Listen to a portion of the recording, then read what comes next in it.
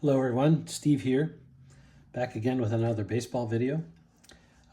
Most of you who tune in for my videos about tabletop baseball games. I'm also a collector of baseball memorabilia, and I want to provide you an update of some things that I bought over the last few days and otherwise more recently. So I was at a flea market yesterday, and I found this reproduction sign of a presumably a Topps baseball card wrapper. It is a reproduction made to look old. I have another one that is kind of like this as well, but this was a grand total of $2, so I couldn't pass it up. So it's going to go on the wall in my memorabilia room. Somewhat recently, my friend helped me get a few of these 1964, Topps Giant cards, as they're called. And, I forget how many's in the set, but it's kind of a cool set. And in this particular case, my friend found me Frank Robinson and Carl Yastrzemski. I just got 5 more coming in the mail that I bought off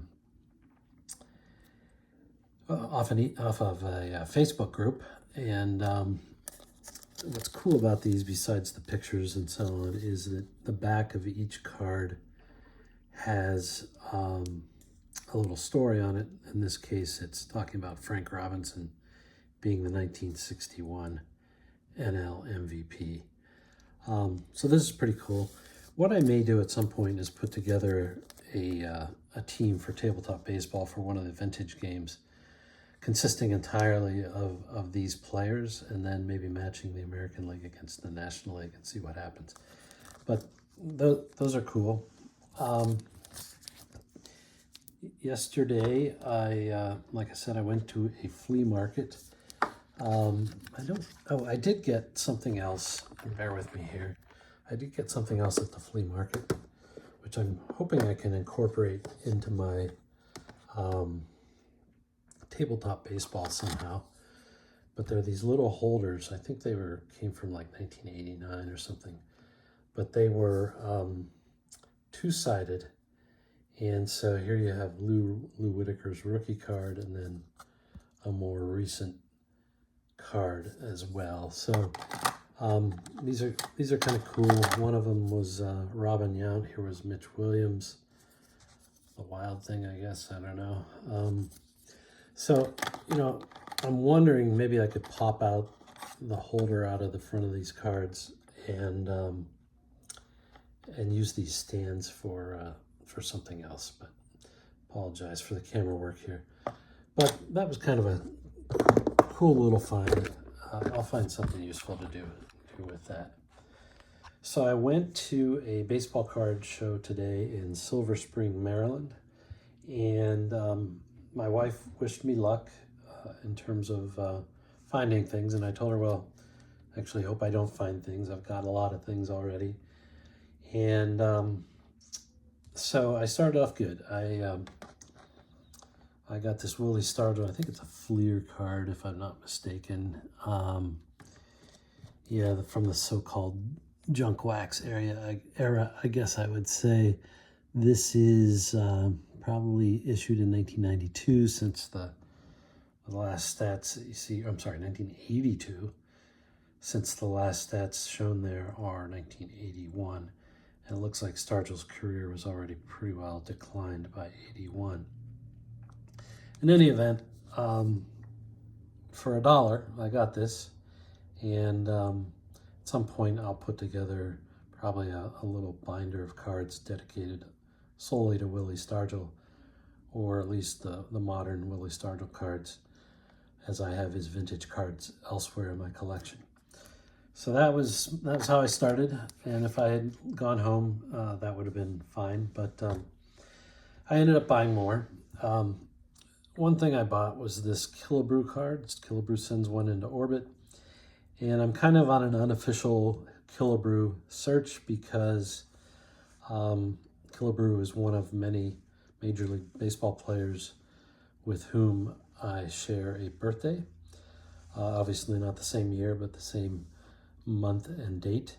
And so this was a cool card from 1962 that has some of his historical stats and kind of an action shot of him hitting a home run. So that's pretty cool. 1962 were the cards with the wood grain border, but you can't really see much of the border here on this particular card, but it's a pretty cool card.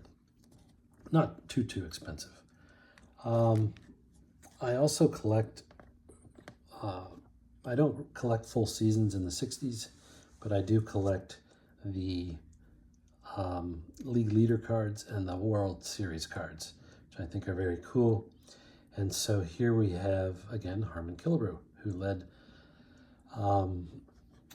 the 1963 American League in home runs. So this would make this a 1964 card. And he had 45 home runs. So there we go. So that's that. Another card I got is this Bob Friend card, pitcher for the Pittsburgh Pirates, and I believe this is a 1953 Bowman card, pretty decent shape. Had my online checklist with me, so hopefully I didn't double up here. Still pretty early in Bob Friend's career. And unfortunately, it looks like in 1952 he went 7-17. Although I'm just looking at the stats here, he gave up 186 hits in 185 innings, which is not necessarily bad. He was definitely not a strikeout pitcher. 84 walks, which would be his downfall. I always multiply walks by 3 and compare it to innings pitched. And if you do that, you're way over, which means his whip was pretty high, and that's what killed him. So yeah, 4.18 ERA. Anyway, as many of you know, I'm a Pirates fan, so I found this little button. Not sure why I bought it, but I did.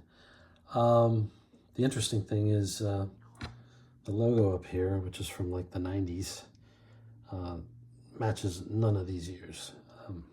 So that is that. Another card I found, I do try to collect all the Pirates going back in history. This, I believe, is a 1954 Topps card, and it's in pretty nice condition. The way it's cut at the top actually is the way they were cut. There was no top border. Speaking of logos, you can see what the Pirates logo looked like in the 50s. Kind of cool. And this is what the back looks like. Oops, trying to hide things. Many years that they just show the past year's stats and the lifetime stats, which I used to not like because I was a stat guy. Looks like, though, he hit 291 in what did I say? This was 54. So in 1953, he hit, looks like he hit 291. But it looks like he was a decent hitter with a few home runs and looks like 70 RBIs in the most recent year. So that's that. One of my bigger purchases was I have a 1956 set of baseball cards. It came with 2 checklists, and the checklists I have were marked, and so received a pretty low grade. And so this was an upgrade. I had just coincidentally bought the other checklist a week or 2 ago off of Facebook. And then when I showed up to this guy's table today, we were talking, and I looked through his cases, and kind of just coincidentally, this card was sitting there kind of all by itself. And so I offered him the same price that I paid for the other checklist, 2/4 checklist. And this particular one is graded PSA 5, which is kind of on a 1 to 10 scale, right in the middle. Some of the best things about these card shows is talking to people. And typically I'll wear some kind of baseball jersey or t-shirt, and I happen to be wearing a Clemente t-shirt today. But I bought a card, I think, actually that button I bought from this guy, and it turns out he had written a book about the 1924 Washington Senators. And so I bought the book, I had him autograph it. Unfortunately, I had him use a Sharpie, which bled through, but you know, it's not the end of the world. I did ask him, I think it's this weekend or soon, the Washington Nationals are actually going to celebrate this 100th anniversary of the Senators World Series win. And of course, I asked him, and I asked this on Facebook, whether the Twins were going to be celebrating this World Series as well, because those of you baseball historians know these original Senators ultimately moved to Minnesota in the early 60s, and then Washington immediately got another team, which they renamed the Senators, but that team is now the Texas Rangers. So not to get too, sorry, I can't say it, pedantic, but I guess it's the city of Washington's World Series to celebrate, and the Minnesota Twins franchise World Series to celebrate. Speaking of books, I was talking to another guy who was wearing a Senators jersey, and he's also writing a book about the Senators, and I think specifically maybe some players who were pretty good in the 60s. So that was kind of interesting. Well, that's all I wanted to cover today. Good for you, one of my shorter videos. Hope you found this interesting. I do have other baseball videos in the hopper. Some of them are about baseball more generally, and of course some of them are about Sims specifically. I'm going to do one brief video on deep drive baseball for one thing. I may do another kind of narrow focused payoff pitch video. Still undecided about that. There's some legwork I would have to do ahead of time to get that up and running. I think there's some others, but it kind of escapes me right now. Another one I started working on in the last couple of days has to do with the 1992 Pittsburgh Pirates, and specifically how their season ended. And I will try to do a little tie-in to tabletop baseball as well. But, there is a kind of a moral to that, that video as well. So thanks for listening. As always, comments are welcome. Like and subscribe is fine if you're so inclined, but I always love the interaction with people who watch my videos. Have a good day. Take care. Bye.